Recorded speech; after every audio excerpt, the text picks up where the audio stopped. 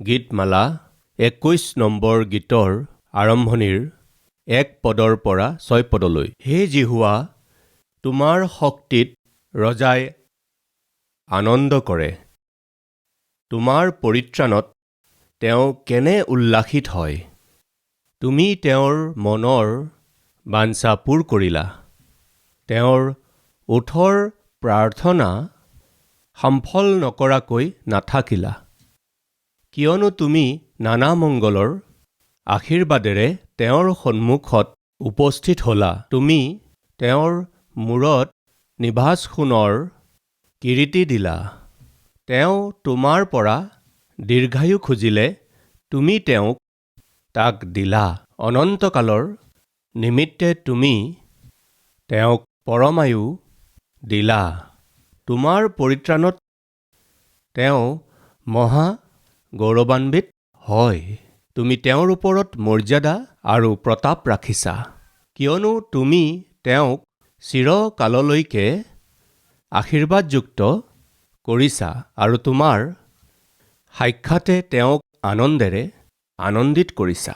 প্ৰভুৰ দাস দাউদে ইয়াত কৈছে, মই ঈশ্বৰত বিশ্বাস কৰাৰ কাৰণে, মই ঈশ্বৰত লাগি থকা কাৰণে বহুত আশীৰ্বাদ পাইছোঁ, বহুতো অনুগ্ৰহ পাইছোঁ। সেইবোৰ কি বুলি আপুনি প্ৰশ্ন কৰিলে এটা এটাকৈ মই আপোনাৰ আগত বৰ্ণনা কৰিম।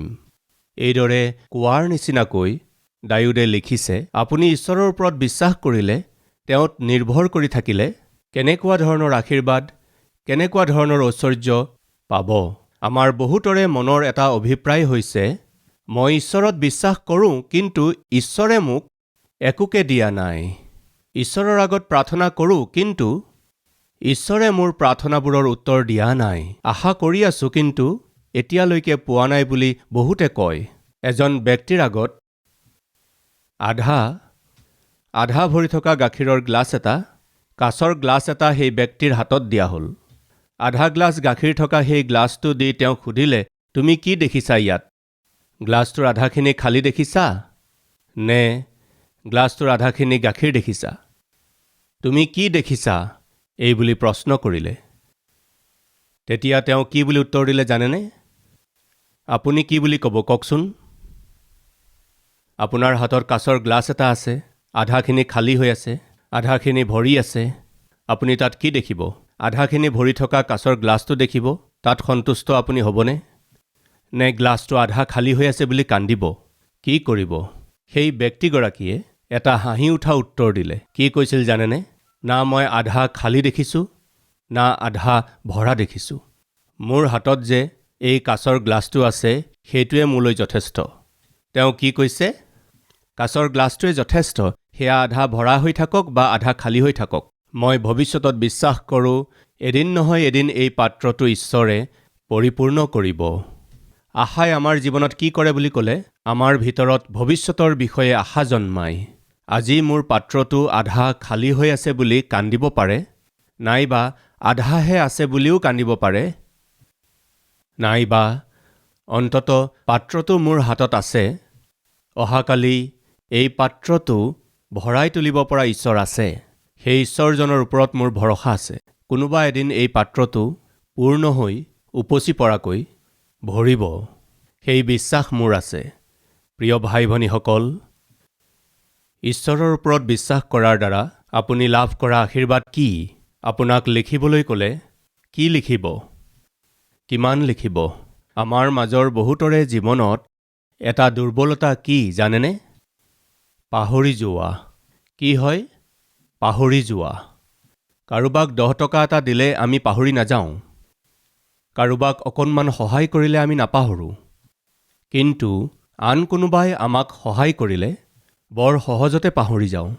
সেইবাবে এজন প্ৰভুৰ দাসে কৈছিল, আপুনি যদি কাৰোবাক সহায় কৰিলে, তেন্তে সেই সহায়ক বালিৰ ওপৰত লিখক, আৰু কোনোবাই আপোনাক সহায় কৰিলে তাক শিলৰ পতাৰ ওপৰত লিখক বুলি কৈছিল।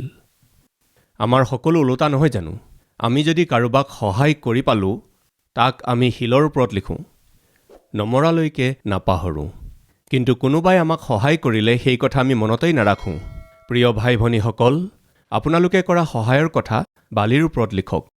কেতিয়াবা আমি সাগৰৰ পাৰলৈ গ'লে বালিত কিবা কিবি লিখা হয়। নিজৰ পচন্দৰ মানুহৰ নাম লিখে। সেই প্ৰেমত পৰা লোকসকলে ছোৱালীজনীৰ নাম লিখে, লাভ চিন এটা আঁকে আৰু তাৰ পাছত নিজৰ নাম লিখে। সেই ছোৱালীজনীয়েতো আন কাৰোবাৰ নাম লিখে, কিন্তু এই পাগলেতো সেই ছোৱালীজনীৰেই নাম লিখে। এই ষ্টৰিবিলাক আপোনালোকে জানে। কিন্তু সাগৰৰ ঢৌ যেতিয়া ডাঙৰকৈ উঠে আৰু পাৰলৈকে আহে, তেতিয়া বালিৰ ওপৰত বৰ মৰমেৰে লিখা সেই নামবোৰ মুচি যায়। সেই নাম নোহোৱা হয়। এই লাভো নোহোৱা হয়, লাভাৰ্ছো গুচি যায়। সাধাৰণতে বালিৰ ওপৰত লিখাবোৰ পানীৰ ঢৌৱে উটুৱাই নিয়ে। প্ৰিয় ভাই ভনীসকল, আমাৰ বহুতৰে জীৱনত এই পাহৰি যোৱা বেমাৰটো আছে। গীত ৰচকে কৈছে, হে মোৰ মন জিহুৱাৰ ধন্যবাদ কৰা আৰু তেওঁৰ কোনো উপকাৰক নাপাহৰিবা। নাপাহৰিবা, নাপাহৰিবা বুলি ক'লে আমি সকলো পাহৰি যাওঁ। এয়া সঁচা কথা। সেইকাৰণেই আমি ৰাতিপুৱাই উঠি সমস্ত মনেৰে ঈশ্বৰৰ স্তুতি কৰিব পৰা নাই, ধন্যবাদ ক'ব পৰা নাই। সেইকাৰণে আজি আমি দায়ুদে কোৱা কথাৰ বিষয়ে চাইছোঁ। মই ঈশ্বৰৰ ওপৰত বিশ্বাস কৰিলোঁ আৰু ঈশ্বৰে মোক কিমান আশীৰ্বাদ কৰিলে জানেনে? এই বুলি কৈ দায়ুদে পোৱা আশীৰ্বাদবোৰৰ কিছুমান তেওঁ ইয়াত লিখিছে। সেইবোৰ মই আপোনালোকলৈ আনিছোঁ। প্ৰথম কথা, সঁচাকৈয়ে আপুনি ঈশ্বৰত ভৰসা কৰেনে? বিশ্বাস কৰে যদি হাতখন দাঙকচোন। প্ৰভুৰ ওপৰত বিশ্বাস কৰা সকলে হাত দাঙি দেখাওকচোন। আপোনালোক সকলোৱে হাত দেখুৱাইছে মানে প্ৰভুত বিশ্বাস কৰে। বৰ ভাল কথা। ভৰসা কৰা মানে কি? ভৰসাৰ অৰ্থ কি? এটা সৰু ল'ৰাক তেওঁৰ দেউতাকে দেৱালৰ ওপৰত থিয় কৰালে আৰু দৌৰা বুলি ক'লে। সি লগে লগে দৌৰ দিলে। বাপেকে তাক খামোচ মাৰি ধৰি আছিল। সেইদৰে সি বৰ আনন্দ পাইছিল। কিয়? মই সাহস কৰিব পাৰিছোঁ। ৰাইট? বাপেকে আকৌ নি দেৱালত থিয় কৰালে। বোপা দৌৰা বুলি কোৱা লগে লগে দৌৰ দিলে। বাপেকে তাক খামোচ মাৰি ধৰি থাকে। তাৰ বাপেকে তাক ধৰি নথকাহেঁতেন? তাৰ বাপেকে তাক ভালদৰে নধৰাহেঁতেন? বাপেকৰ হাতৰ পৰা পিছলি যোৱাহেঁতেন? তাৰ গোটেইকেইটা দাঁত সৰি গ'লহেঁতেন। তাৰ বাপেকে দেৱালত থিয় কৰাই জাম্প জাম্প বুলি কৈছিল, কিন্তু ল'ৰাই জাম্প কৰা নাছিল, চাই আছিল। আৰে জাপ মাৰা, এনেকৈ চাই আছে। দৌৰা, এনেকৈ চাই আছে। এতিয়া কওকচোন, তাৰ কি নাই? কওক। তেওঁৰ বাপেকৰ ওপৰত ভৰসা নাই। ভৰসা থকা হ'লে কি কৰিলেহেঁতেন জানেনে? সাহস কৰিলেহেঁতেন। তাৰ মনত সাহস আহিলহেঁতেন। প্ৰিয় ভাই ভনীসকল, সেইদিনা গুলিয়াথৰ নিচিনা বৰ বলৱান ব্যক্তি ইজৰাইলৰ বিৰুদ্ধে আহোঁতে চৌলৰ ভৰসা নাছিল। দায়ুদৰ ভাইবিলাকৰো ভৰসা নাছিল। সেনাবিলাকৰো ভৰসা নাছিল। সেনাপতিবিলাকৰো ভৰসা নাছিল। সেনা বিষয়াবিলাকৰো ভৰসা নাছিল। কি কাৰণত? সেই ব্যক্তিজনৰ ওপৰত ঈশ্বৰে আমাক বিজয় দিব, তাৰ ভৰসা নাই। ভৰসা নাছিল কাৰণে তেওঁলোকে একো কৰিব নোৱাৰা অৱস্থাত আছিল। ভৰসা নাছিল কাৰণে তেওঁলোক অসহায় হৈ থাকি গৈছিল। বাইবেলে কৈছে তেওঁলোকৰ মন নিৰাশ হৈ পৰিছিল। তেওঁলোক ব্যাকুল হৈছিল, ভয় খাইছিল। আৰু তেতিয়াই দায়ুদ আগবাঢ়ি আহিছিল। বাহিনীবিলাকৰ ঈশ্বৰ জিহুৱাৰ বিৰুদ্ধে মাত মতা এইজন কোননো? তুমি তৰোৱাল আৰু ঢাল লৈ আহিছা, কিন্তু মই হ'লে সেনাবিলাকৰ ঈশ্বৰ জিহুৱাৰ নামত আহিছোঁ। সেয়া কি আছিল? ভৰসা। চৌলক গৈ ক'লে, মহাৰাজ, মই যাম। মই গৈ তাক মাৰি পেলাম। তেতিয়া চৌলে ক'লে, তুমি এতিয়া সৰু হৈ আছা। তুমি কেনেকৈ পাৰিবা? কিন্তু তেওঁ সৰুৰে পৰাই যোদ্ধা মহাবীৰ আছিল। চৌলে ক'লে, মই আৰু মোৰ সেনাই পাৰা নাই, তুমি কেনেকৈ পাৰিবা? তেতিয়া দায়ুদে কি কৈছিল জানেনে? মই এদিন মোৰ ভেড়াবিলাক চৰাই থাকোঁতে ক'ৰবাৰ পৰা এটা সিংহ ওলাই আহিছিল। মোৰ ভেড়াবিলাকৰ ওপৰত হঠাৎ সিংহই আক্ৰমণ কৰি মোৰ ভেড়া লৈ যাবলৈ চেষ্টা কৰোঁতে মোৰ ঈশ্বৰ জিহুৱাই মোক শক্তি দিলে। সেই শক্তিৰে মই সেই সিংহটোক চিৰি পেলালোঁ। এবাৰ ভালুক আহিছিল। মোৰ ভেড়াক আক্ৰমণ কৰোঁতে মই সেই ভালুকৰ ওপৰত আক্ৰমণ কৰি তাকো মই মাৰি পেলালোঁ। যিজন ঈশ্বৰে শুনিছেনে? যিজন ঈশ্বৰে সিংহৰ মুখৰ পৰা ভালুকৰ আক্ৰমণৰ পৰা মোক ৰক্ষা কৰিছিল, সেইজন ঈশ্বৰেই গলিয়াথৰ হাতৰ পৰাও মোক ৰক্ষা কৰিব, মোক জয়দান কৰিব। বন্ধুসকল, অতীতৰ সেই ঘটনাবোৰে তেওঁৰ বিশ্বাস বঢ়াই দিছিল। দাউদৰ সন্মুখত কোনোবা শত্ৰু থাকিলে সেই শত্ৰুজন বৰ বলৱান যেন দেখিলেও সেই শত্ৰুজনৰ সন্মুখত যেতিয়া সকলোৱে ভয় খাই আছিল, কিন্তু দাউদৰ ইমান সাহসৰ কাৰণ কি? দাউদে ঈশ্বৰৰ ওপৰত ইমান ভৰসা কৰিব পৰাৰ কাৰণ কি আছিল? তাৰ কাৰণ হৈছে মেমৰি, স্মৃতিশক্তি। স্মৃতিশক্তি। এই স্মৃতিশক্তি কি? অতীতত মোৰ ঈশ্বৰে মোক জয়দান কৰিছিল, মোক ৰক্ষা কৰিছিল, মোক বচাইছিল, মোৰ যত্ন লৈছিল।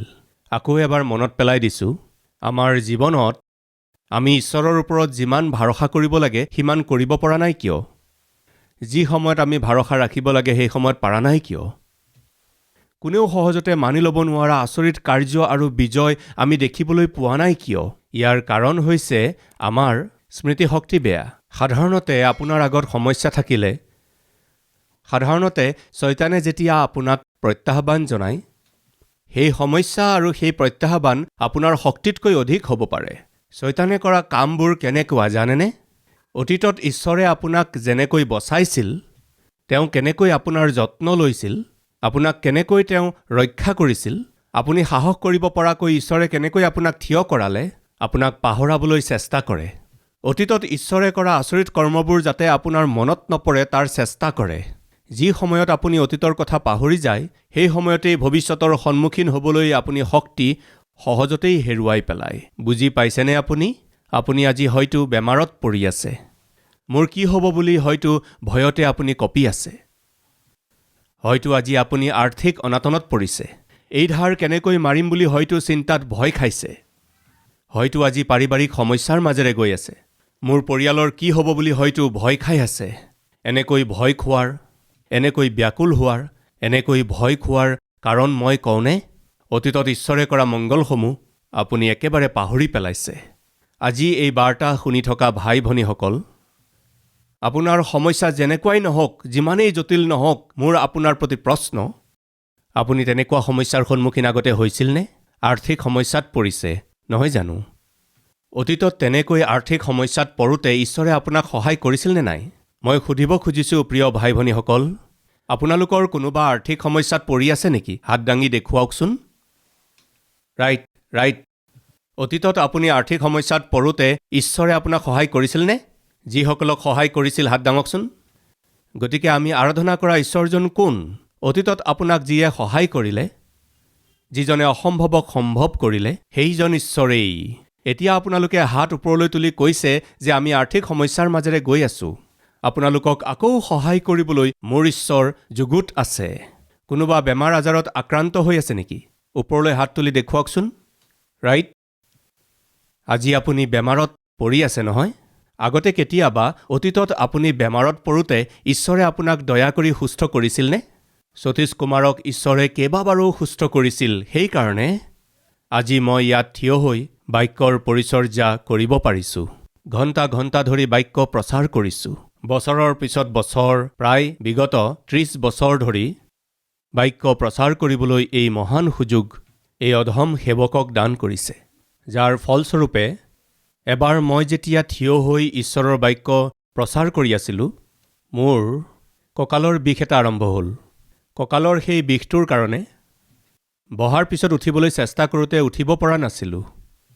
ডক্তৰৰ ওচৰলৈ যেতিয়া গ'লোঁ, তেওঁ ক'লে 30 মিনিটতকৈ বেছি সময় থিয় হৈ থাকিব নোৱাৰিব। আপুনি অধিক সময় থিয় হৈ থকাৰ কাৰণে আপোনাৰ ৰাজহাড়ডাল দুৰ্বল হৈ পৰিছে। সেইকাৰণে এতিয়াৰ পৰা আপুনি 30 মিনিটতকৈ অধিক সময় থিয় হৈ নাথাকিব। তেওঁ স্পষ্টকৈ কৈ দিছিল, যদি 30 মিনিটতকৈ অধিক সময় আপুনি থিয় হৈ থাকে, তেন্তে এদিন নহয় এদিন আপোনাৰ ৰাজহাড়ডালৰ অপাৰেশ্যন কৰিব লাগিব। তেনেকুৱা হ'বলৈ নিদিব বুলি তেওঁ কৈছিল। এতিয়া মই 30 মিনিটতকৈ বেছি সময় প্ৰচাৰ কৰিব নোৱাৰিম। মোৰ সকলো শেষ হৈ গ'ল, এই বুলি ভাবি যদি মই মনে মনে বহি যাওঁ, তেন্তে কেনেকৈ হ'ব কওকচোন? টান কথা। এদিন বাক্য ঘোষণা কৰি তেনেকৈয়ে অলপ সময় জিৰণি লৈ উঠিব খুজিছিলোঁ কিন্তু নোৱাৰিলোঁ, একেবাৰে উঠিব নোৱাৰিলোঁ। সেইদিনা মই প্ৰভুক ক'লোঁ, প্ৰভু, মোৰ এতিয়া 50 বছৰো হোৱা নাই, এতিয়াই কঁকালৰ বিষ কিয়? মোৰ ৰাজহাড়ৰ সমস্যা কিয় হ'ল? এনেকুৱা হ'লে মই কেনেকৈ বাক্য ঘোষণা কৰিম? প্ৰভু মোক এই সময়তে স্পৰ্শ কৰি মোক সুস্থ কৰক পিতা। প্ৰাৰ্থনা কৰিলোঁ। প্ৰাৰ্থনা কৰাৰ পিছত উঠিবলৈ চেষ্টা কৰিলোঁ। অদ্ভুত ৰূপে সেই সময়তেই মোৰ প্ৰভুৱে মোক সুস্থ কৰিলে। মই যিজনৰ পৰিচৰ্যা কৰোঁ তেওঁ সুস্থকাৰী প্ৰভু। ৰাইট? তাৰ পিছত হয়তো প্ৰায় 1 মাহৰ পিছত আকৌ আৰম্ভ হ'ল। কি? কঁকালৰ বিষ আকৌ আৰম্ভ হ'ল। উঠিবলৈ চেষ্টা কৰিছিলোঁ কিন্তু বৰ কষ্ট হৈছিল। তেতিয়া মই কি কৰিছিলোঁ জানানে? সেই অৱস্থাতেই আঁঠু লৈ ক'লোঁ, প্ৰভু, ইয়াৰ আগৰবাৰ যেতিয়া এই সমস্যা হৈছিল আপুনি সুস্থ কৰিছিল নহয়? দুনাই সেই সমস্যা হ'লে আপুনি সুস্থ কৰিব পাৰে নহয়? মোক সুস্থ কৰক পিতা। মই আকৌ সেই সমস্যাত পৰিলোঁ, দয়া কৰক পিতা। এই কঁকালৰ বিষৰ পৰা মোক সুস্থ কৰক পিতা। মই প্ৰাৰ্থনা কৰাত ঈশ্বৰে অনুগ্ৰহেৰে আকৌ সুস্থ কৰিলে। প্ৰিয় ভাই ভনীসকল, আমাৰ জীৱনলৈ কিবা সমস্যা আহিলে সেই সমস্যাৰ সমাধান হ'ব। কাৰণ অতীতত যেতিয়া সমস্যা আহিছিল তেতিয়া ঈশ্বৰে সেই সমস্যা সমাধান কৰিছিল। সমাধান কৰোঁতা ঈশ্বৰজনৰ কথা আমাৰ মনত যদি থাকে আৰু যদি কৃতজ্ঞ মন এটা আমাৰ থাকে, আপুনি আমাক দয়া কৰিলে, অতীতত আমাক সুস্থ কৰিলে। অতীততো এনেকুৱাই সমস্যা, ইয়াতকৈও ডাঙৰ সমস্যা আহোঁতে আপুনি মোক দয়া কৰি সুস্থ কৰিছিল নহয়? ইয়াতকৈও টান আৰ্থিক অনাটন আহোঁতে মোলৈ দয়া কৰি আচৰিত কৰ্ম কৰিছিল নহয়? এইবাৰো দয়া কৰক পিতা। এনেকৈ প্ৰাৰ্থনা কৰিলে ঈশ্বৰে কি কৰিব? গ্ৰহণ কৰিব। কি কৰিব? গ্ৰহণ কৰিব। আপুনি ঈশ্বৰত ভৰসা কৰিলে পাব পৰা প্ৰথম আশীৰ্বাদ হৈছে তেওঁ গ্ৰহণ কৰিব। কি গ্ৰহণ কৰিব? আপোনাৰ প্ৰাৰ্থনা গ্ৰহণ কৰিব। তেওঁ আপোনাৰ প্ৰাৰ্থনা গ্ৰহণ কৰিবলৈ হ'লে আপোনাৰ স্মৃতি ঠিক থাকিব লাগিব। এতিয়া যে মই ক'লোঁ, মই যি কৰিছিলোঁ, আকৌ মোৰ জীৱনলৈ সমস্যা আহোঁতে মই কি প্ৰাৰ্থনা কৰিছিলোঁ? অতীতত যে আপুনি মোক সুস্থ কৰিছিল। মোৰ প্ৰশ্ন, 2000 বছৰ আগতে ঈশ্বৰৰ যি সামৰ্থ্য আছিল, আজি 2000 বছৰ পাছত সেই সামৰ্থ্য কমি গৈছে বুলি ক'ব নেকি? কি ক'ব? প্ৰভুৰ বিষয়ে বাইবেলত কৈছে, তেওঁ কালি, আজি আৰু সদাকাললৈকে একে হৈ আছে, একে হৈ থাকে। তেওঁ সলনি নহয়, তেওঁ পৰিৱৰ্তন নহয়। আমি যিহেতু সলনি নোহোৱা ঈশ্বৰৰ পৰিচৰ্যা কৰোঁ, সেইবাবে যেতিয়াই কষ্টৰ মাজেৰে যাওঁ, তেতিয়া আমাৰ প্ৰাৰ্থনা তেওঁ শুনিবলৈ হ'লে বিশ্বাস কৰিব লাগিব। বিশ্বাস কি? অতীতত সহায় কৰোঁতা ঈশ্বৰে আজিও সহায় কৰিব। বিশ্বাস থাকিব লাগে। দাউদৰ এই বিশ্বাস আছিল। অতীতত সিংহৰ মুখৰ পৰা বচোৱা ঈশ্বৰে, অতীতত ভালুকৰ হাতৰ পৰা ৰক্ষা কৰি জয়দান কৰা ঈশ্বৰজনে আজিও কৰিব পাৰিব। কিন্তু আনহাতে চৌলৰ কি আছিল বাৰু কওকচোন? চৌলৰ স্মৃতিশক্তিনো ক'ত আছিল? চৌলৰ কৃতজ্ঞ জীৱন নাছিল। ঈশ্বৰৰ ওপৰত ভৰসা ক'ত আছিল? প্ৰথম কথা, ঈশ্বৰৰ ওপৰত ভৰসাই নাছিল। দ্বিতীয়তে, ঈশ্বৰৰ প্ৰতি কৃতজ্ঞ মন এটাও নাছিল। তৃতীয়তে, অতীতত ঈশ্বৰৰ দ্বাৰা কৰা হোৱা আচৰিত কাৰ্যবোৰৰ প্ৰতি সোঁৱৰণ কৰা স্বভাৱো নাছিল। ফলস্বৰূপে শত্ৰু আহোঁতে অসমৰ্থ হৈ থাকি গ'ল, হাত ভৰি কোচাই থাকি যাব লগা হ'ল। গীতমালাৰ 21 নম্বৰ গীতৰ 2 পদটো একেলগে পাঠ কৰোঁ হওক। তুমি তেওঁৰ মনৰ বাঞ্ছা পূৰ কৰিলা, তেওঁৰ ওঠৰ প্ৰাৰ্থনা সামফল নকৰাকৈ নাথাকিলা। তাৰ মানে গ্ৰহণ কৰিছে। ঈশ্বৰৰ প্ৰতি আপোনাৰ বিশ্বাস থাকিলে আপুনি প্ৰাৰ্থনা কৰিলে মোৰ প্ৰভুৱে গ্ৰহণ কৰিব। প্ৰথম কথা, প্ৰভুৰ ওপৰত বিশ্বাস ৰাখিলে, ঈশ্বৰৰ ওপৰত ভৰসা ৰাখিলে, আপুনি যেতিয়াই প্ৰাৰ্থনা কৰিব, ঈশ্বৰে সেই প্ৰাৰ্থনা গ্ৰহণ কৰিব। দ্বিতীয়তে, মনৰ বাঞ্ছা পূৰ কৰিব। তৃতীয়তে, আশীৰ্বাদ দিব। চতুৰ্থ, নিভাজ সোণৰ কিৰীটি পিন্ধাব। সৰ্বপ্ৰথমে গ্ৰহণ কৰে। কি গ্ৰহণ কৰে? আপুনি প্ৰাৰ্থনা কৰিলে প্ৰভুৱে সেই প্ৰাৰ্থনা গ্ৰহণ কৰে। দ্বিতীয়তে আপোনাৰ মনৰ বাঞ্ছা পূৰ কৰে। আপোনাৰ বাঞ্ছা পূৰ্ণ কৰে কেতিয়া জানেনে? যেতিয়া আপোনাৰ প্ৰাৰ্থনা বাক্য অনুসৰি কৰা হয়।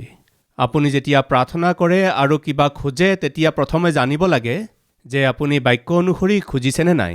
মই প্ৰভুৰ পৰা বিচৰাবোৰ বাক্যমতে উচিত হয়নে নহয়? দাউদে যেতিয়াই কিবা বিচাৰিছিল ঈশ্বৰৰ ইচ্ছামতেহে বিচাৰিছিল, বাঞ্ছা কৰিছিল, খুজিছিল। ঈশ্বৰে তেওঁক দিলে। জাকোবে কৈছিল, ঈশ্বৰ যেহোৱা হাতত লাঠিডাল লৈ মই জৰ্দন নদী পাৰ কৰি গ'লোঁ, কিন্তু তুমি উপচি পৰাকৈ আশীৰ্বাদ দি আজিৰ এই দিনত দুটাকৈ দল হিচাপে আকৌ মোক জৰ্দন নদীখন পাৰ কৰাইছে। তুমি কৰা উপকাৰবোৰৰ মই অকণো যোগ্য নহয়। 20 বছৰ আগতে মোৰ একোৱেই নাছিল পিতা, কিন্তু আজি 20 বছৰৰ পাছত মোৰ জীৱনত একোৰে অভাৱ নাই পিতা। 20 বছৰ আগৰ মোৰ অৱস্থা মই ভালদৰে জানো পিতা, কিন্তু আজি মোক একো অভাৱত ৰখা নাই পিতা। বাস্তৱতে জাকোবে কি বিচাৰিছিল আৰু তেওঁ কি পাইছিল? আদিপুস্তক 28 অধ্যায় 20 আৰু 21 পদ পঢ়িবলৈ লৈছোঁ। পাছে জাকোবে সংকল্প কৰি এই প্ৰতিজ্ঞা কৰিলে বোলে, যদি ঈশ্বৰ মোৰ সংগী হয়, মই যাবলগীয়া এই বাটত মোক ৰক্ষা কৰে আৰু খাবলৈ আহাৰ আৰু পিন্ধিবলৈকো বস্ত্ৰ দিয়ে, আৰু তাতেই যদি মই পিতৃৰ ঘৰলৈ পুনৰাই শান্তিৰে আহিবলৈ পাওঁ। কি কৈছে? পিতা, মোৰ প্ৰাৰ্থনা হৈছে, মই ধন সম্পত্তি নিবিচাৰোঁ পিতা, মই সুনাম খ্যাতি নিবিচাৰোঁ পিতা, কিন্তু আপুনি মোৰ লগত থাকক, কিন্তু আপুনি মোৰ লগত থাকক পিতা, মোক ৰক্ষা কৰক পিতা বুলি কৈ আৰু মই খাবলৈ আহাৰ দিলেই হ'ল। আৰু দ্বিতীয়তে কি? পিন্ধিবলৈ কাপোৰ দিয়ক, ইয়াতকৈ বেছি মোক একো নালাগে পিতা। এয়া আচলতে জাকোবে কৰা এক প্ৰাৰ্থনা আছিল, বৰ সাধাৰণ প্ৰাৰ্থনা। এতিয়া 32 অধ্যায় 10 পদটো পঢ়িম। তুমি নিজৰ দাসলৈ যি সকলো দয়া আৰু সত্য ব্যৱহাৰ কৰিলা, মই তাৰ এফেৰিও, তুমি কৰা সেই কৰ্মবোৰৰ এফেৰিও মই যোগ্য নহওঁ। পিতা, মই যোগ্য নহয়। কি কৈছিল? আহাৰ দিছিল, কাপোৰ দিছিল, এনেকৈ কোৱা নাছিল। কি বুলি কৈছিল? যি সকলো ব্যৱহাৰ কৰিলা, এটা বা দুটা নহয়, কিমান যে উপকাৰ পালোঁ হে পিতা, আপুনি যে মোক কিমান আশীৰ্বাদ কৰিলে, কিমান যে দয়া কৰিলে, কিয়নো মই হাতৰ লাখুটিডালিৰে মাথোন এই জৰ্দন নদী পাৰ হৈ গৈছিলোঁ, কিন্তু আপুনি ইমানবোৰ মংগল কাৰ্য কৰিলে বুলি কৈ তেওঁ কৈছে যে মই হাতৰ লাখুটিডালিৰে মাথোন এই জৰ্দন নদী পাৰ হৈ গৈছিলোঁ, কিন্তু এতিয়া মই দুদল হলোঁ। দুদল হ'ল। সেই দুটা দল কিমান ডাঙৰ আছিল? আপুনি পঢ়িলে বুজি পাব। জাকোবৰ জীৱনত ঈশ্বৰে কেনেকৈ কাম কৰিছিল। জাকোবৰ জীৱনত এই 20 বছৰ আগৰ আৰু 20 বছৰ পাছৰ অৱস্থাটো যদি চোৱা যায় আৰু তুলনা কৰিলে, জাকোবে খোজাতকৈ অধিক, তেওঁ ভবাতকৈ অধিক, তেওঁৰ বাঞ্ছাতকৈ অধিক উপচি পৰাকৈ ঈশ্বৰে আশীৰ্বাদ কৰা দেখিবলৈ পাওঁ। জাকোবে এবাৰ তেওঁৰ চাৰিওফালে চাই ঈশ্বৰক কৈছে, পিতা, ইমান ঐশ্বৰ্য, ইমান আশীৰ্বাদ পাবলৈ মই কি বুলি কৈছে? যোগ্য নহওঁ। এই বুলি কোৱাৰ অৰ্থ হৈছে, মই বিশেষ লোক হওঁ, মই যোগ্য হওঁ, সেইকাৰণে আপুনি মোক ইমান আশীৰ্বাদ কৰিছে বুলি ক'বলৈ মোৰ একো নাই পিতা। মই যিজনৰ প্ৰচাৰ কৰোঁ তেওঁৰ ওপৰত ভৰসা কৰা ভাই ভনীসকল, এটা ভাল খবৰ দিছোঁ। সেই ভাল খবৰটো হৈছে, মোৰ প্ৰভুৱে আপোনাৰ বাঞ্ছাসমূহ এদিন নহয় এদিন আপুনি আশা কৰাতকৈ অধিক, আপুনি খোজাতকৈ অধিক আশ্চৰ্যৰূপে পূৰ্ণ কৰিবৰ কাৰণে ঈশ্বৰে নিৰ্ণয় লৈ থৈছে।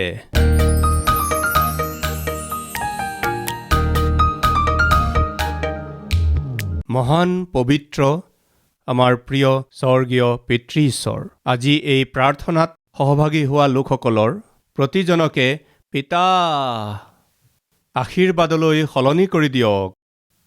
আশীৰ্বাদ দিয়ক, গ্ৰহণ কৰক, বাঞ্ছাবোৰ পূৰণ কৰক, আপোনাৰ নামৰ মহিমা গ্ৰহণ কৰক, আপোনাৰ নামৰ মহিমা গ্ৰহণ কৰক পিতা। অন্য লোকসকলৰ মাজত বাস কৰা আপোনাৰ সন্তানবিলাকক আশীৰ্বাদ কৰক পিতা। অপমানৰ মাজেৰে যোৱা আপোনাৰ সন্তানবিলাকক আশীৰ্বাদ স্বৰূপ হ'বলৈ সলনি কৰি দিয়ক পিতা। নিন্দাৰ মাজত বাস কৰি থকা আপোনাৰ সন্তানবিলাকক গ্ৰহণ কৰক পিতা। আশা নিৰাশাৰ মাজত হেঁচাত থকা আপোনাৰ সন্তানবোৰৰ আশাবোৰ পূৰ্ণ কৰক পিতা। তেওঁলোকৰ প্ৰয়োজনবোৰ পূৰণ কৰক পিতা। আশীৰ্বাদ স্বৰূপ হ'বলৈ সলনি কৰি দিয়ক পিতা। আজি আপোনাৰ সন্তানবিলাকে কৰা প্ৰাৰ্থনা গ্ৰহণ কৰি পিতা তেওঁলোকৰ সকলো প্ৰয়োজন পূৰণ কৰি আগন্তুক দিনবোৰত বহুতৰে কাৰণে সহায় হ'বলৈ হাত আগবঢ়োৱা লোক হিচাপে এওঁলোকক আশীৰ্বাদ কৰক পিতা। আমাৰ এই প্ৰাৰ্থনা গ্ৰহণ কৰাৰ বাবে আপোনাক ধন্যবাদ। আপোনাৰ স্তুতি সহিত যীশুৰ নামত এই প্ৰাৰ্থনা কৰিছোঁ পিতা।